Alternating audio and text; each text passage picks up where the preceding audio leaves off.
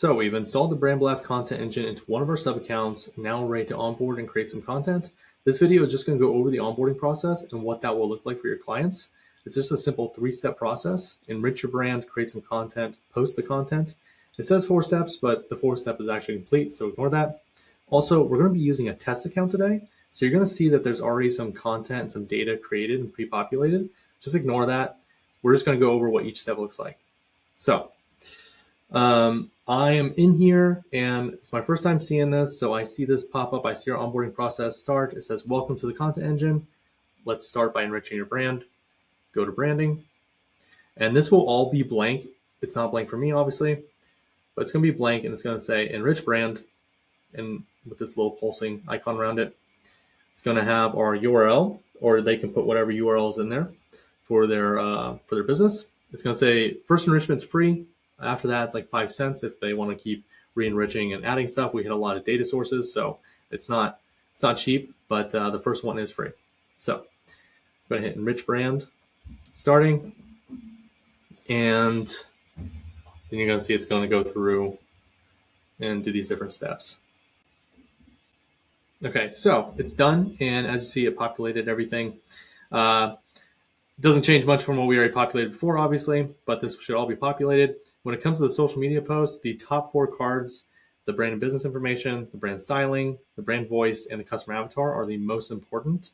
Those are what's going to change the social media posts the most. So make sure those top 4 cards are dialed in and correct.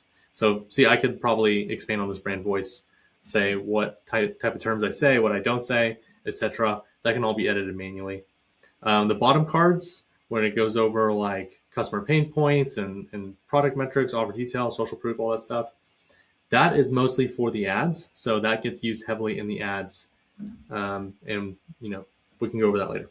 But anyways, top 4 cards, dial them in, and you see we're ready for create the first campaign. Let's go over social campaigns, hit create campaign, see it's pulsing. Brand awareness, it's saying create the brand awareness one first. So this is like the easiest one to create. So we kind of force that one first. So just give it a name, test, continue, schedule. Sure, it looks good. And then generate some concepts. So it's going to generate some concepts to go over. Brand awareness is like, just like, hey, like, here's me, here's what we do. It's very high level, very top of funnel content.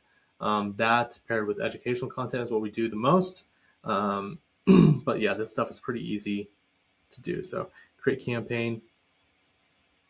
Sorry, you could have changed some of those if you wanted to, some of those topics. So it's going to be creating, as you see, it's creating here, and we're just going to wait for it to be done.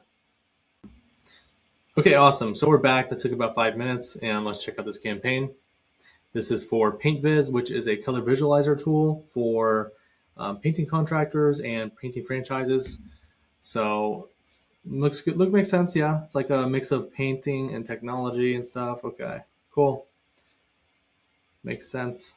Great. Awesome. So that is it. And now we're ready to schedule the campaign. So we just hit schedule, and it says I don't have any social accounts. Obviously, I haven't linked any social accounts for this particular sub account. I will go to one that has it. Content engine. Let's do this one. Also called testing. A lot of testing over here. Schedule, and just select the social accounts that you have linked in the social planner via the marketing tab. And if you select Facebook, you're going to select like what type of post type. It defaults to reel, but let's do post. Next, select the date ranges. So 2 weeks, 1 week, a month. I'll just do 2 weeks. And then finally the times.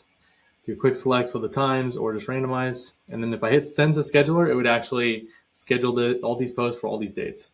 So that's kind of what that would look like. And then you're done. You are onboarded and ready to turn on auto posting, which we will go over in the next video.